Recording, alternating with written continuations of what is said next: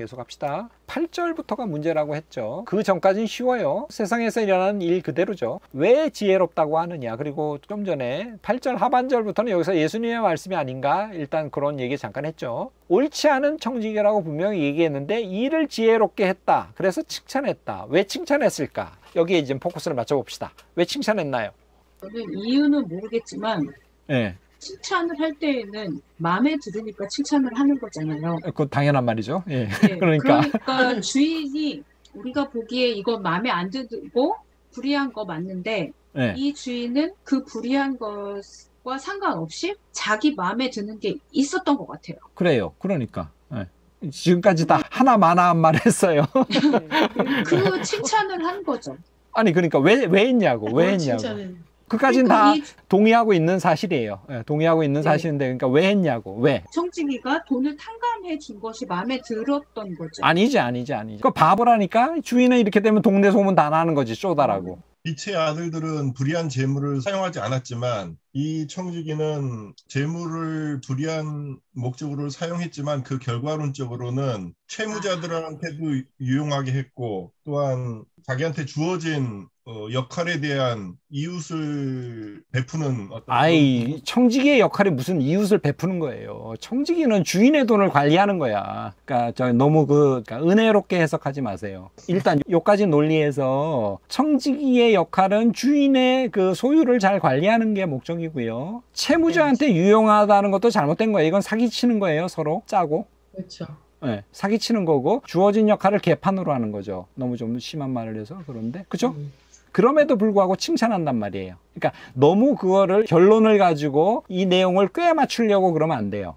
그거는 지금 여기서 칭찬했기 때문에 그 결론을 가지고 이걸 막 그냥 조금은 왜곡시키려는 거죠.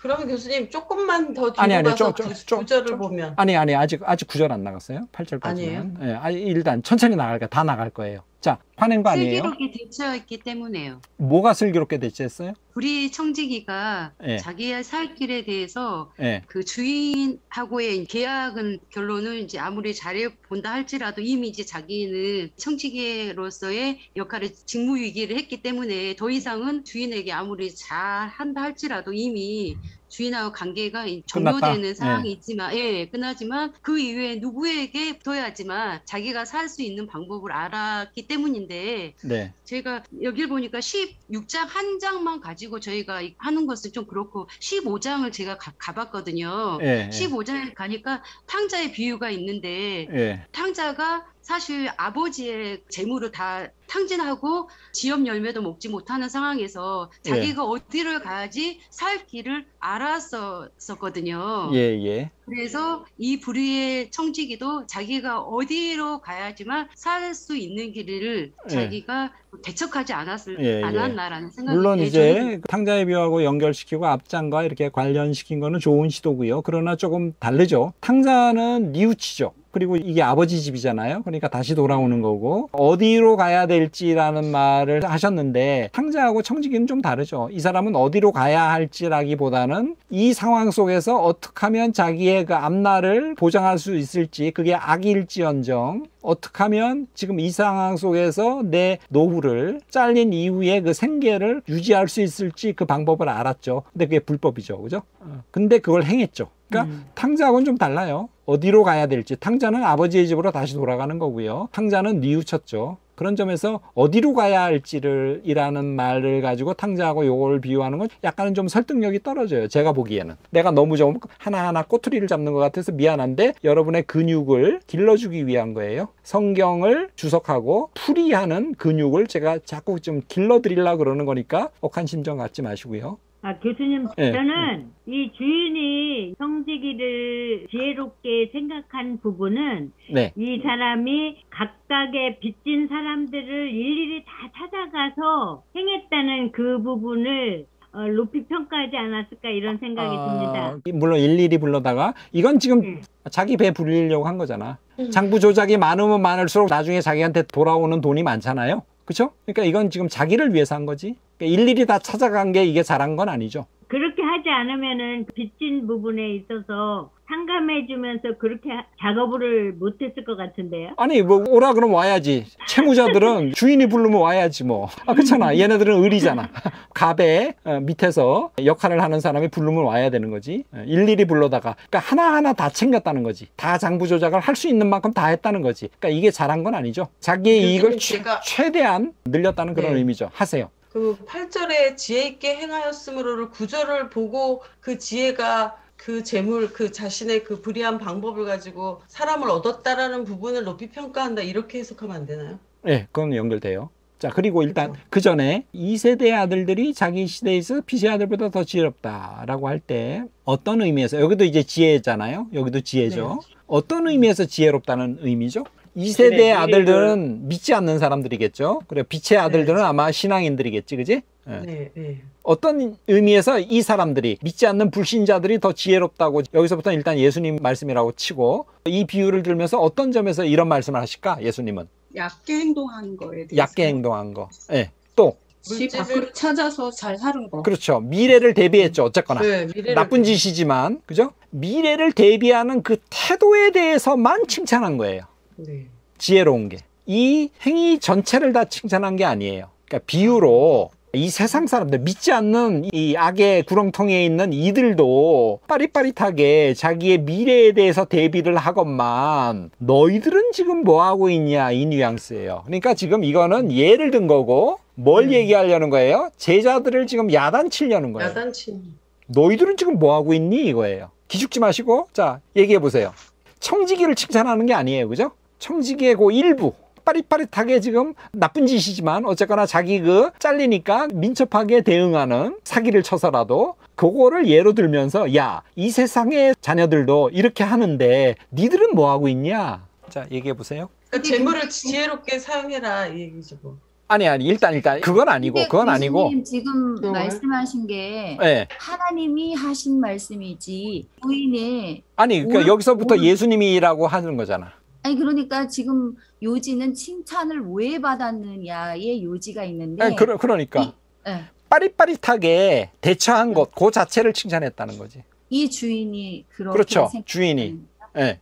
집 밖으로 잘 찾아 먹는 지혜가 있다는 걸 칭찬한 것 같은. 그렇죠. 빠릿빠릿하게. 뭐 칭찬할 게 없을 것 같아요. 예. 그러니까 그러면서 지금 포커스는 뭐예요? 이 청지기를 칭찬하려는 게 아니야. 이거를 샘플로 들면서 니들은 뭐 하고 있냐 이거예요. 제자들에게 하는 말. 예, 제자들에게 하는 말이야. 너희들은 뭐 하고 있니 이거예요. 포커스가 누구예요? 청지기를 칭찬하려는 게 아니야. 엄친아야, 엄친아. 엄빠 친구 아들은 이러는데 넌 뭐냐 이거지. 예수님의 제자들을 야단치려고 이 얘기를 하는 거예요. 자, 너무 이상하게 해석해요, 내가? 아니요, 맞는 거. 아니요, 맞는 말이에요. 그러니까 이 비유의 포커스는 누구예요? 제자들한테 하는 얘기예요. 제자들. 청지기처럼 이렇게 살아라가 아니라 세상 사람들도 저러는데 너희는 지금 뭐 하고 있냐 이거예요. 그런 의미에서 주인이 칭찬한다는 그런 의미입니다. 빠릿빠릿하게 대처하는 그 점, 그죠? 그 다음에 이제 왜 칭찬하는지도 좀 설명해 드릴게요. 왜 칭찬하는지. 또 얘기해 보세요. 근육을 길러야 돼요. 생각의 근육을 자꾸 길러야 돼요. 성경을 이해하고 꼬치꼬치 따지면서 이 메시지의 어떤 핵심이 뭘까? 지금 뭘 얘기하는 걸까? 이거 계속 해야 돼요. 여러분들이 지금 기존에 알았던 모든 것들을 지워야 돼요. 그렇지 않으면 뻔한 설교밖에 안 나와요. 그 말씀 갖고. 제목 보고 성경 말씀 보면 이렇게 설교할까 그러면 그렇게 뻔하게 설교가 나와요. 그럼 누가 들어요? 안 들어요. 다 아는데 뭐. 결론 다 나왔는데 뭐. 아, 야단치는 거 아니에요? 자. 여러분들은 이제 말씀을 읽을 때 은혜 받긴 글렀어요. 왜? 여러분 프로기 때문에 그래요. 프로는 은혜 받으려고 말씀 듣는 거 아니에요. 그건 아마추어가 하는 거예요. 너무 충격적인가요? 프로 기사가 되면 바둑을 재미로 두는 거 아니죠, 그죠?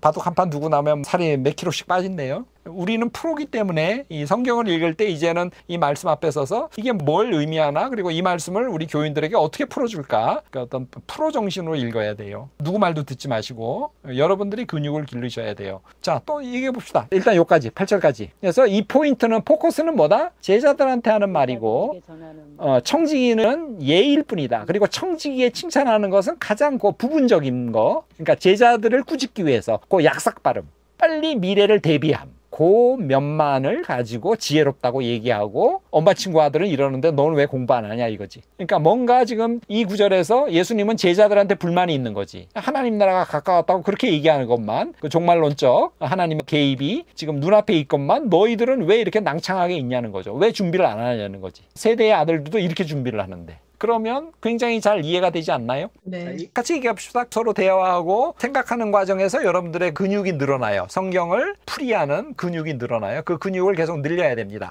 내가 뭘 가르치려는 게 아니에요. 가르치려는 게 아니에요. 왜 갑자기 분위기가 이래졌어요? 얘기해 보세요. 네, 아까 제가 8절에서요. 예. 그때에 있어서 빛의 아들과 그렇지 않은 그 악의 아들을 얘기할 때 저는 세상과 이제 하나님의 자녀들의 구분된 거라 그랬는데 네. 교수님께서 이제 이 제자들이라는 말씀에 뭐 크게 보면 구별된 거나 마찬가지죠. 같은 의미죠. 네, 근데 이제 이 8절이 끝나가면서 이제 제자들이라고 하는 포인트가 맞춰진 거잖아요. 아니면 또 우리라고 볼 수도 있죠. 이 성경을 읽는 우리. 우리도 여기에 우리에 대한 경고일 수도 있죠. 그죠? 종말이 가까웠는데 세상 사람들은 이렇게 아구악작같이 사기를 쳐가면서도 미래를 대비하는데 너희들은 뭐 하고 있냐? 우리한테 주는 말씀일 수도 있죠. 네, 우리들이라 그러네. 그러니까 여기 이 메시지의 주제는 뭐라고 볼 수 있냐면 종말론적 경고, 그죠? 종말을 대비하는 태도, 깨어있음, 경성함, 여기에 대해서 지금 주님께서 경고하는 말씀이라고 볼 수 있죠. 1절에서 8절까지는. 됐어요? 네. 또 하고 싶은 말 있으면 해보세요. 그 8절에 청지기가 나와서 항상 그 포커스를 청지기에다 맞추다 보니까 그게 함정이었던 것 같아요. 그래서 저는 이해가 안 됐던 것 같아요. 그럼 이제 이해가 됐습니까? 그 각도로 보니까 지금 그 말씀이 이해가 되는데 여기 항상 그 청지기에다 포커스를 맞추다 보니까 왜 주인이 옳지 않은 일을 칭찬했을까 그게 항상 이해가 안 됐거든요. 예. 뭐 이해가 됐으면 다행이고요. 네. 자, 첩첩산중이에요. 어려운 구절에서 고른 거예요. 우리 근육을 늘리기 위해서 무거운 걸 자꾸 들어야 근육이 늘어나죠. 그죠? 자, 봅시다. 일단 여기까지 했는데 그럼 교수님, 네. 불의의 제물로 친구를 사귀라 하는 이 부분은 여기서 말하는 불의의 제물이 앞에서 청지기가 주변 사람들을 탕감해줬던 그런 불의의 제물하고 같이 보면 되나요? 일단은 맥락은 같죠. 불의의 제물. 근데 너희에게 말한다 그랬잖아요. 그러니까 우리에게 말하는 거잖아요. 그럼 뭐 우리더러 이 청지기처럼 예수님의 제자? 뭐 너희에게 말하니까 우리가 읽으면 우리도 해당될 수 있죠. 물론 예수님의 제자도 해당될 수 있지만, 그죠? 그럼 사기를 쳐서라도 친구한테 밥 사주면 되나요? 이렇게 사기 쳐서? 아니면 은행을 털어서 친구 밥 사주면 되나요? 그러니까 불의의 제물이라고 할 때 이거 좀 조심해야 될 것 같아요. 그리고 청지기처럼 해도 된다는 건 아니죠. 여기서 칭찬한 건 뭐예요? 청지기의 그 약삭 발음을 칭찬한 거예요. 그러면 여기서 불의의 제물이 사실은 불의의 제물이 아니고 정직한 제물이라고 말해야 맞는 거 아니에요? 그렇죠. 그렇죠. 좋은 지적이에요. 네, 정직한 제물. 근데 성경을 바꾸는 거니까 바꾸면 안 되고. 그냥 문자적으로 봤을 때는 나쁜 제물로 여기서 표현이 되지만 예수님이 의도하는 거는 정직한 제물로 정직하게 친구를 사귀라는 거 아닌가요? 그렇죠. 네, 그래요. 그러면 이제 불의에 대한 이야기를 잠깐 잘 말해 주셨고요. 그거 좀 이따 이제 제가 같이 얘기를 또 나누겠습니다. 자, 또 말씀하시고 싶은 분 얘기하세요. 저는 영어 성경을 찾아봤어요. 네, 영어 성경. 그러니까 worldly words거든요. 세상적. 그러니까 세상적 재물이라고 표현이 되니까 불의한 재물을 세상의 재물을 통째로 말한 것이 아닌가. 그렇죠. 그렇게 봐도 되고요. 그렇게 보여져요. 자, 그러면 불의를 월드리 세상적 이렇게 했다고 쳐봐요. 여기서 말빨이 더 쓰려면 어떻게 해야 돼요? 불의의 요 말을 어디서 찾아봐야 돼요? 헬라어 성경을 봐야겠죠. 헬라어를 몰라서 못 봤습니다. 아니 그러니까 말빨을 세게 하려면 그러니까 논리적으로 지금 같이 가는 거예요. 논리적으로 가려면 헬라어 성경을 봐야겠죠. 대답을 해보세요, 다들. 네. 원어 성경을 봐야죠. 원어적인 의미를 알아야겠죠. 네, 그렇습니다. 헬라어 성경에는 제가 지금 잠깐 봤거든요. 근데 현명하다는 표현이 많이 여기 8절에 많이 나오는데요. 근데 여기는 불의의 제물을 할 때는 아디키아예요. 아디키아. 헬라어 모른다고 기죽지 마세요. 아디키아. 디카이오스, 의로운이란 뜻이거든요. 이게 의로운에서 나온 거고 아는 아니란 뜻이잖아요. 그러니까 불의가 사실은 아디키아를 거의 직역한 거예요. 옳지 않다는 거. 그렇죠. 옳지 않으니까 불의죠. 아디키아, 의롭지 않은 재물. 자, 그러니까 여러분 가끔은요 뭐가 필요하냐면 헬라어가 필요해요. 결정적인 순간에 영어 성경에 이렇다고 나올 때 월드리 이럴 때 그러면 제일 중요한 건 뭐예요? 원어잖아요. 그럼 헬라어로 가야 돼. 근데 헬라어 몰라도 돼. 그러니까 모른다고 기죽지 마세요. 아시겠죠? 자, 저를 믿으세요. 제가 목사예요. 목사 말은 믿어야죠. 그죠? 에? 왜 아무 대답이 없어요? 그러니까 헬라어도 알아야 돼. 근데 헬라어를 따로 안 배워도 돼요. 그럼 복음인가요? 그러니까 다 분석분해 돼 있어요. 그것만 이용하면 돼요. 분석분해는 다 뭘로 돼 있어요? 한국어로 돼 있어. 네. 한글로 돼 있다고. 그러니까 이용하시라고. 아디키아 그리고 그 밑에 브리안이라고 딱 써 있어요. 한글로. 그래서 이용하세요. 헬라어 히브리어를 따로 안 배워도 되고요. 그리고 제가 말씀드린 건 여러분들 지금 졸업하기 전에 이 과목이 있으면 들으세요. 여기서 이제 제가 고백할게요. 헬라어를 제가 가르치고 있어요. 헬라어 히브리어를 한 학기잖아요. 3개월만 고생하면 돼요. 저는 듣기를 권해요. 그리고 들어도 다 잊어먹을 거예요. 그래도 한번 들은 거하고 안 들은 거하고는 하늘과 땅 차이입니다. 그러니까 들으세요. 왜냐하면 결국 성경으로 결판을 낼 거거든. 네. 근데 누가 월들이라고 왔을 때 그죠? 헬라어를 들이대면서 이게 디카이오스 의로운인데 아디키아 이렇게 하니까 원어적으로 보면 한글 성경에 브리안이 더 맞다. 월드리는 의역한 거죠. 네. 아디키아를 상당히 의역한 거죠. 물론 맞아요. 브리안을 세상적인이라고 해도 그런 점에서 몰라도 돼요. 안 배워도 되는데 그러나 여러분들이 지금 과정 중에 있으니까 저는 배우기를 권해요. 그리고 참고로 헬라어는 전혀 안 어려워요. 아무 여러분한테 고통을 안 줘요. 숙제도 없어요. 좀 광고예요. 이건 광고예요. 노골적으로 지금 광고하는 거예요. 그래서 헬라어 히브리어를 들으셔요. 그리고 다 잊어버릴 거예요. 다 잊어버려도 괜찮아요. 그래도 한번 배우고 알파벳이라도 이렇게 읽을 수 있으면 그건 대단한 거고요. 그리고 보조 자료를 사용하면 됩니다. 됐어요? 일단 여기까지 해요. 자, 브리안, 월들이 잘 찾으셨어요. 안 되면 그죠? 영어 성경으로라도 그렇게 가면 되고요. 근데 찝찝하잖아요. 영어까지 찾으면 뭐까지 찾아봐야 돼요? 원어까지 찾아봐야 돼. 네, 원어까지 찾아봐야 돼. 그리고 교인들의 지식이 점점 늘어나기 때문에 여기를 이겨야 돼요, 여러분들이. 그러니까 피할 생각을 하지 마세요. 못 피해. 교인들의 지식이 이제 나이 들고 할 일 없어서 이제 원어 성경을 공부해. 교인들이 그러고 있어. 그럼 어떡할 거야? 다 대학 나온 사람들이고 할 일 없어가지고 이제 많이 하는데 나 원어도 이제 공부하고 있어요. 목사님 많이 그러면 어떡할 거야?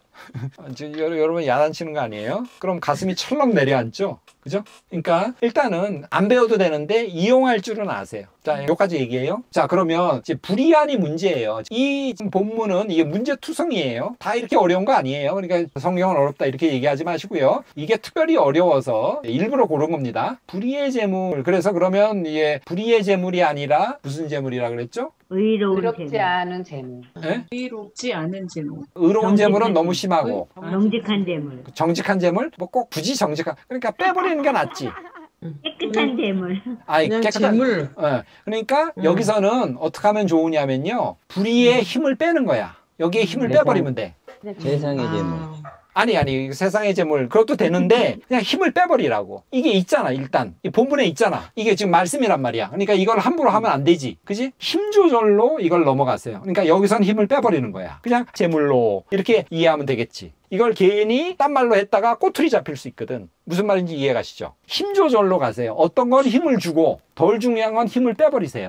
그러면서 성경을 이해하면 전체 맥락이나 문맥을 그래도 놓치지 않고 핵심을 파악할 수 있습니다. 그러니까 여기서는 불이라는 말에 일단 힘을 빼면 돼요. 그리고 이게 누가잖아요. 누가는 부자나 재물에 대해서 되게 민감하잖아요. 재물은 항상 나눠야 된다. 그리고 부자 소출이 굉장히 많아가지고 창고를 더 많이 짓고 하면서 이제부터 먹고 마시고 즐기리라 그랬더니 하나님이 어리석은 부자야 그러면서 오늘 내가 네 생명을 취하면 그 재물이 무슨 소용이냐 이런 비유, 선한 사마리아인에 대한 비유, 그리고 부자와 나사로 거지에 대한 비유 뭐 이런 게 있지 않습니까? 그래서 항상 누가는 이 부에 대해서 굉장히 경계하거나 경고하는 그런 경향이 굉장히 많죠. 사도행전도 누가가 썼는데 유무상통하면서 초대 공동체가 이렇게 서로 생활을 하지 않습니까? 그런 걸 볼 때 누가의 입장은 부는 나눠야 되는 거. 그래서 나누지 않는 부, 독점된 부는 나쁜 거, 악한 거 그런 개념을 누가는 갖고 있는 것 같아요. 그래서 여기서 재물에 그런 누가의 특징상 누가는 여기다 불이라는 말을 약간은 좀 까칠하게 넣은 것 같아요. 그러니까 제 해석이에요. 맞는지 틀리는지는 모르지만. 그렇기 때문에 이 불이란 말은 특별하게 그렇게 큰 의미를 둘 필요는 없다. 쉽게 말하면 여기서 뭐 사기쳐가지고 그런 돈으로 친구 밥 사주라 이건 아니라는 거지. 나쁜 짓 해서 은행을 털어가지고 친구 밥 사줘라 이런 말은 아니라는 거지. 그냥 재물로 친구를 사겨라. 그러면 재물이 없어질 때 그들이 너를 영주할 처소로 영접하리라. 이렇게 구절을 해석하면 어떨까 싶어요. 자, 거기에 대해서 얘기해 봅시다. 힘 빼라. 이것도 충격적이죠. 어떤 구절은 힘을 빼버려라. 그러면 어떤 구절은 힘을 주고 어떤 구절은 힘을 빼는지 그걸 어떻게 정하느냐. 그러니까요. 내공이지, 내공. 너무 힘들죠. 아, 내공. 그리고 근육이란 근데 저는 말. 이거 여기에서 이 불의의 재물이라고 하고 밑에도 또 11절에도 불의의 나오죠. 재물이 나온 네. 거 보면은 네. 그 불이라는 말을 집어넣은 이유가 있는데 그거하고 뒤에 대비되는 게 참된 것 이렇게 대조되는 게 나오는 걸 보면 네. 누가는 어떤 일반적인 재물을 다 좀 그 안에 불이하다는 그 의미를 집어넣는 게 아닌가. 아니, 그러니까 전체적으로 특히 나누지 않은 부에 대해서는 네. 그렇죠? 경계하고 경고하는 재물을 일단 나쁘게 보는 거지. 재물은 무조건 나눠 가져야 되는 거지. 그런 어떤 재물관이 지금 누가에게 있기 때문에 그래서 불이라는 말을 여기다 까칠하게 넣었다. 근데 그렇다고 사기쳐가지고 무슨 은행 털어가지고 친구 밥 사주라 이건 아니잖아. 네네. 이런 식으로 장부 조작해가지고 친구 밥 사주라는 건 아니죠. 그런 점에서 여기서는 불이라는 말은 힘을 빼면 된다. 어때요? 설득력 있어요? 아니면 없어요? 내가 뭐 여러분한테 설득력이 있다고 뭐 말 들어봐야 뭐가 생겨요? 떡이 생겨요? 뭐가 생겨요? 그러나 하여간 여러분이 판단해 보시고 제가 자꾸 얘기하는 건 내공을 길러라, 근육을 키워라예요. 누구도 믿지 마라. 무서워요? 누구도 믿지 마라 그러니까 이제부터 여러분 스스로 내공을 길러라. 여러분은 이미 프로다. 자, 또 얘기해 봅시다. 저는 계속 해답을 찾는 거 아니에요. 그죠? 내공, 근육을 기르세요. 그러려면 같이 생각하고 계속 묻고 따져야 돼요. 은혜로 대충 넘어가면 안 돼요. 그러면 어떻게 돼요? 논리가 엉망이 돼요. 더 따지고 따져서 더 엄밀하게 성경을 읽고 해야 되는데 그게 지금 여러분들이 결국 이제 한국교회 동량, 기둥이 될 거 아니에요? 전도사로 이제 나중에 안수받아서 목사가 되고 아니면 평신도로 살더라도 계속 이제 성경 말씀을 붙잡고 거기서 또 의미를 깨닫고 남들한테 배운 거 깨달음을 나누고 할 텐데 내공, 근육이 중요한 것 같아요. 자, 그래서 불의한 재물로라고 할 때 일단 불의는 빼자. 자, 말하세요. 말씀하세요. 재물이라는 게 우리 인간에게는 중요한 거지만은 그리스도께서 보시는 관점에서는 이 세상을 전파하기 위해서 재물과 시간 모든 것들을 아낌없이 사용할 줄 알아야 한다는 그런 의미도 있지 않을까. 우리가 생각하는 이 재물, 불의의 재물 뭐 이런 거를 생각하지만 뭐 야곱이 간사하고 이랬지만은 결국 하나님은 야곱을 선택했던 것처럼 이 재물을 우리가 생각하는 세상에서 불의한 재물 이렇게 생각하는 것보다는 하늘나라를 더 생각해야 되고 재물은 주님이 보시기에는 그게 중요하지는 않다. 그러나 그 재물을 시간과 재물과 자신의 생명까지도 아낌없이 드릴 수 있다. 재물을 그렇게 좀 표현을 하지 않았을까 그런 예, 그래요. 좋은 말씀이고, 근데 지금 일반적인 말씀이에요. 지금 제가 지금 계속 까칠하게 트집을 잡는 건 여러분 근육과 그 내공을 길러주기 위해서 그런 거고요. 지금 하신 말씀은 지금까지 우리가 이게 논의된 내용하고 관계가 없는 말이에요. 일반적인 말이에요. 우리가 지금 이까지 논의한 연장선상에서 계속 얘기를 해야 돼요. 그죠? 지금까지 기존에 알고 있던 생각은 버리고 오늘 우리가 지금 나누는 얘기 안에서 그 한도 내에서 이 개념 정리를 하셔야 돼요. 일반적인 어떤 재물관을 그냥 여기다가 가져와서 풀어놓으시면 안 돼요. 아시겠죠? 그죠?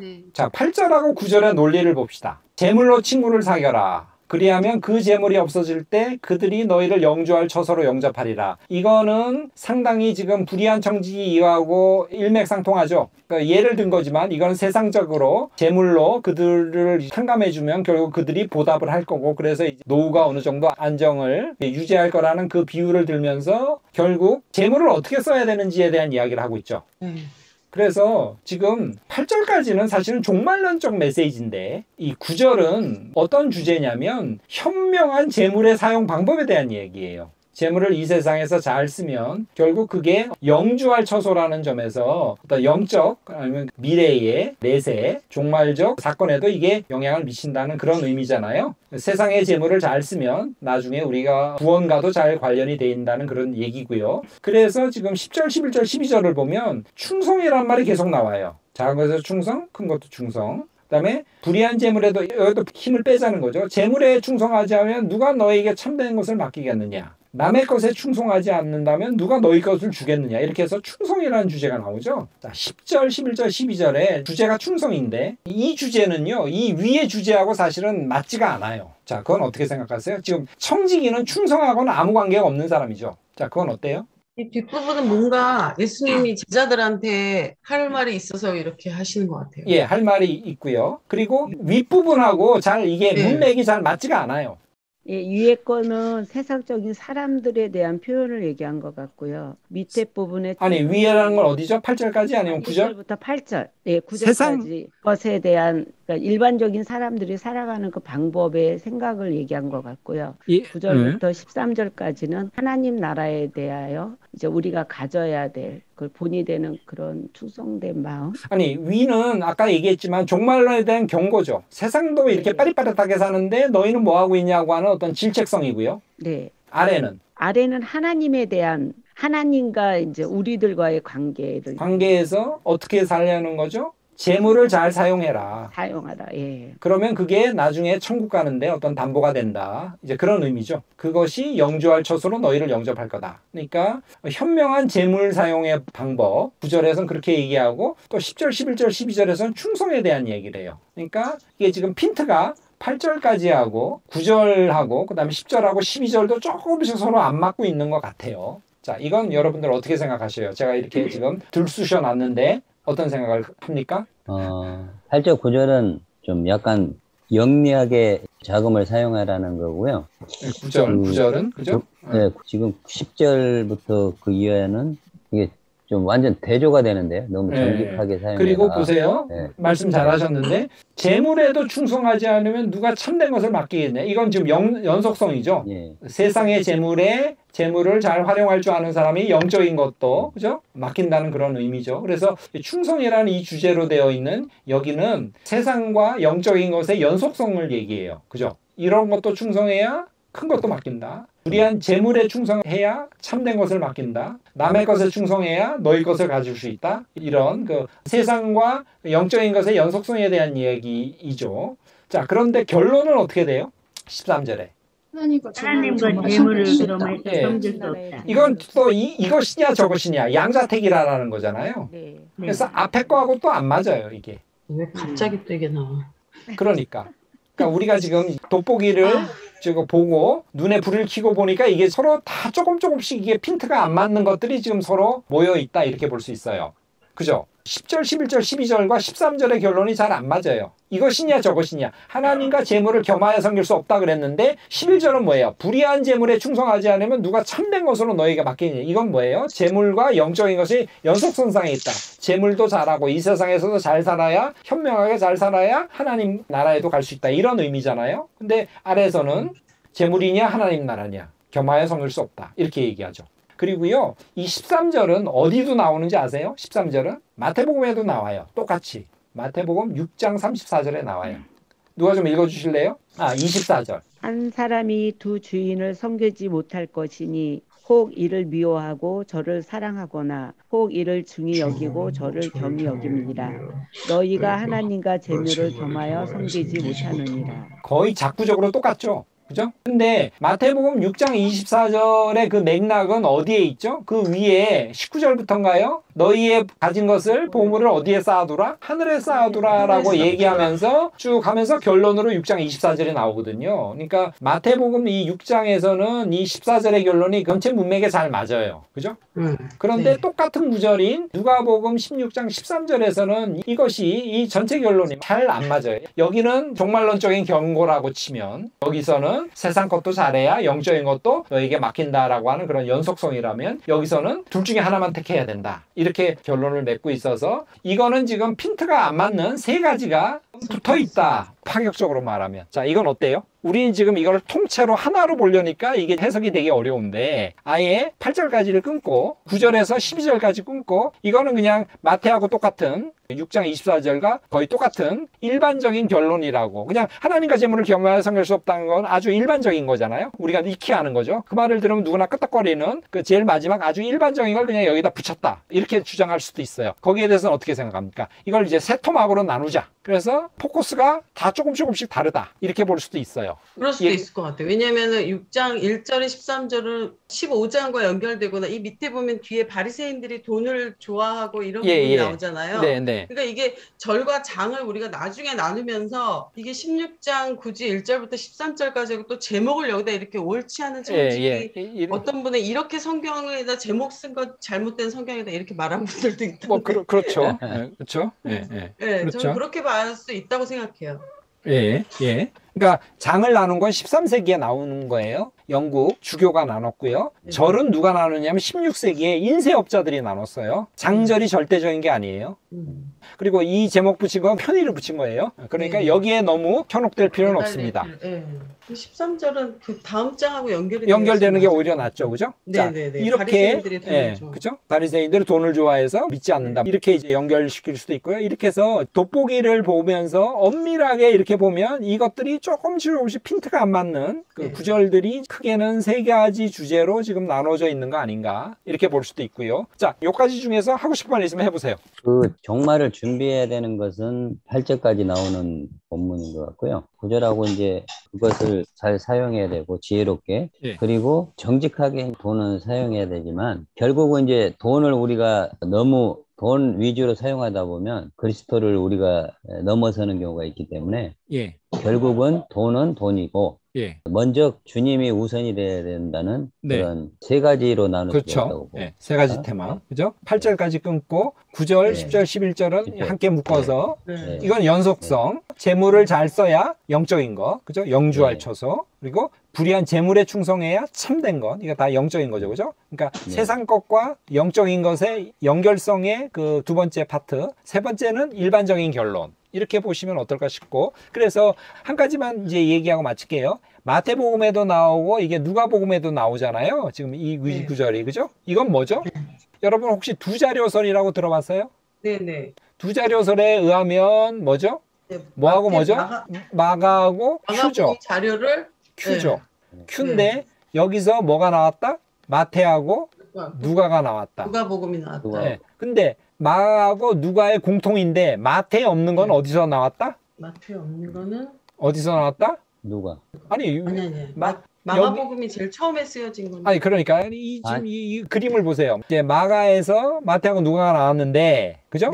근데 마태하고 누가에 있는데 마가에는 없다. 그럼 어디서 나온 거예요? 큐에서 나왔다는 거잖아. 아, 큐 자료. 다른 자료가. 그렇죠. 그러니까 마태하고 누가의 공통인데 마가에 없거든요. 어디에만 있어요? 여기하고 여기만 있단 말이에요. 그러니까 이게 지금 어디서 나왔다? 두 자료에서 하면 이건 큐 자료에서 나온 거야. 그러니까 큐 자료에서 나온 결론을 누가가 여기다 떡 붙였다. 그러니까 이론으로 보면. 그러니까 이건 이론이야. 성서 이론을 따르는 사람이 이렇게 볼 수도 있어요. 이거는 원래 결론이 아니다. 자, 이렇게 되면 어려워지죠, 그죠? 근데 마태가 먼저 나온 게 아니라 누가가 먼저 나왔잖아요. 마태하고 누가는 먼저 나왔다기보다는 그러니까 일단은 비슷하다고 봐요. 비슷하다고 보고, 그러니까 마가 우선설이고, 그래서 마태하고 누가의 공통인데 마가에 없으면 어디서 온 거다? 큐에서 온 거다. 큐에서. 그렇기 때문에 지금 이 누가 16장 13절의 결론은 어디서 왔다? 큐에서 왔다. 큐에서 온 걸 누가가 여기다 떡 붙였다. 이렇게 해석할 수도 있죠. 이게 꼭 맞다는 건 아니고요. 우리는 일단 이건 몰라도 되고, 일단 엄밀히 보니까 내용적으로 세 파트로 나눌 수 있다. 일단 이것만 보면 돼요. 이건 무슨 이론도 아무것도 필요 없고 그냥 성경을 내용적으로 꼼꼼히 보니까 이렇다는 거지. 그래서 이거를 설교할 때 너무 다 그냥 두리뭉실하게 다 엮어서 이렇게 하다 보면 약간은 논리의 허약성이라 할까? 그죠? 아니면 비약 이런 게 있을 수 있어요.